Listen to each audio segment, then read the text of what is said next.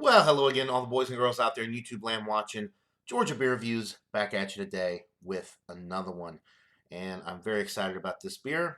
I'm excited about most beers, though, but really excited about this one. I can't get into my area. Bumpy Road Brewery was kind enough to send it to me. It's the Dogfish Head 120-minute IPA, the Imperial IPA. Well, I'll say so. 16% alcohol by volume. I've noticed that some of the 120-minute IPAs, they don't list the alcohol on the label. And if you go to the website, it'll just say ranges between 15 and 20%. Well, this one clearly states on the label, it doesn't want to focus, but you'll have to take my word. 16% alcohol by volume, 12 fluid ounces, ages well. So a 16% behemoth of a beer. It was bottled on 6th, so June 26th of 2020. So it's got a little bit of age to it. And it does have a little description on the label. I'll go ahead and read it to you guys. What you have here is the holy grail for hopheads. This beer is continually hopped for over a 120-minute boil, hence the name, and then dry hopped for over a month. Enjoy now or age for a decade or so. Dogfish Head Craft Brewery, Milton, Delaware. Okay, I was going to wait and try to do an examination of this beer with some other people, but Michael Kormaroff was unable to find a bottle. Bumpy sent his last bottle to me, so I'm just going to drink it. I'm very impatient, and I'm very excited. So, too late to turn back now. Crack the bottle open. Let's give it a pour.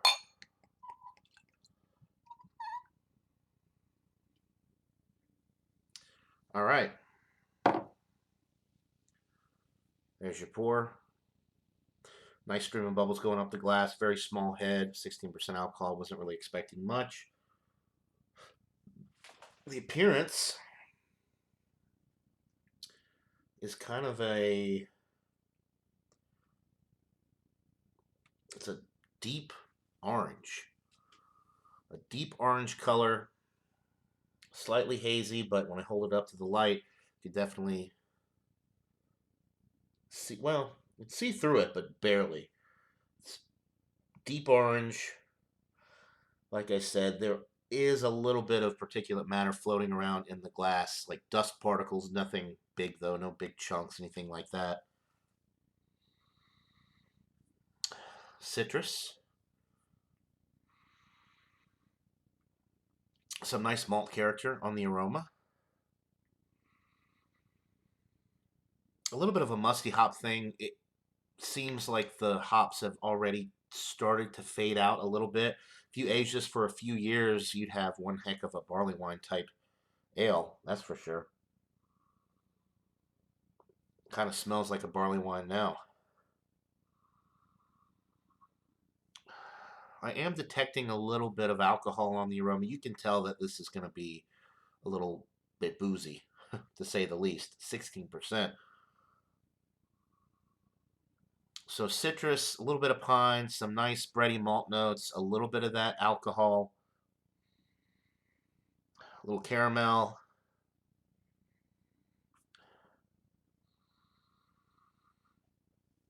It smells really good. I'm impressed with the aroma. I have heard mixed reviews from this beer, or about this beer.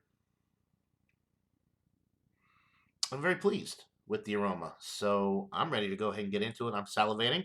So without further ado, let's get into this brew. Cheers.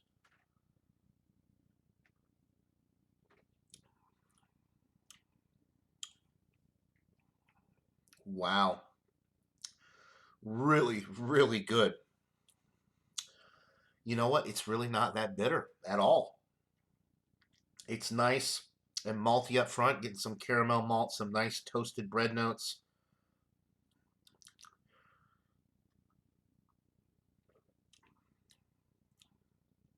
Definitely on the sweet side. Not at all what I thought this was going to be, especially considering that it's less than a year old. I was expecting a very high bitterness, and I'm not getting it. It's slightly warming going down, but it does not drink like a 16% at all.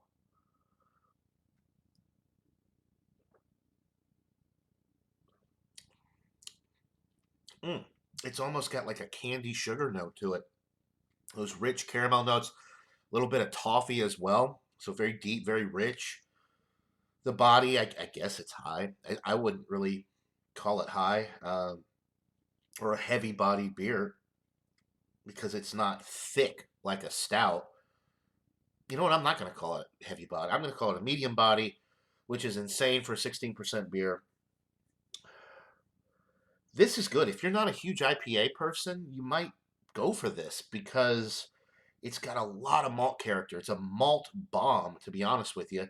Caramel, toffee, rich bready notes in the middle, slight booziness on the finish with the warming effect going down the throat, but it's not. It definitely doesn't drink like a 16%. Like I said, the carbonation with this is relatively low.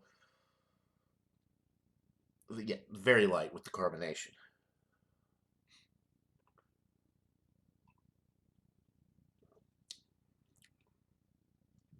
A little bit of the citrus is coming through from the hops that they add to this beer. But like I said, not bitter at all. It drinks more like a New England IPA, juicy but malty as well. It's got those nice citrus notes, very malty and bready and caramel toffee sweet. That's really all I can. I mean, I don't know what else to say. I'm kind of at a loss for words. I'm very impressed, though. I, I am very impressed with this. I would love to age one if I ever get my hands on another one and have the patience to age it. I'd love to see how this ages. 2 or 3 years, or a decade even. I'll never. I mean, I'd have to find one on the shelf a decade old. I would never be able to age a beer for that long. Do a little swish and pour.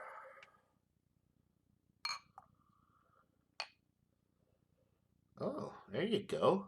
There's some head for you.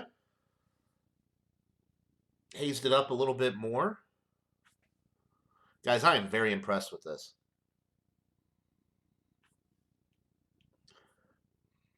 When I was down in Louisiana visiting Mr. Ron Ontario, I bought a 4-pack of the Worldwide Stout, which is between 15 and 20%. Did not have the ABV listed on the label.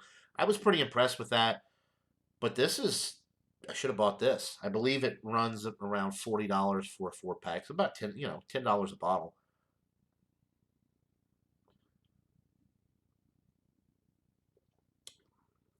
Mm.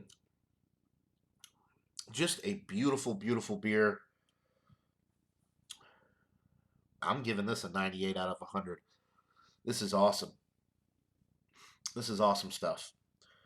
Dogfish Head's best beer right here. I've had a lot of their stuff. It's usually overhyped, overrated, overpriced.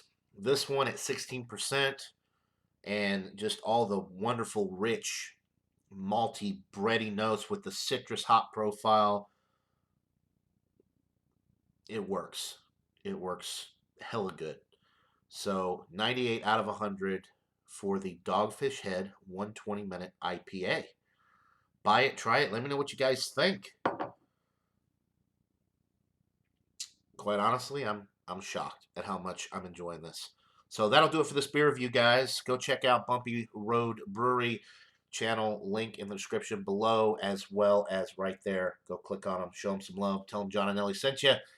All right, hope everybody's having a wonderful day, and until next time, everybody, cheers.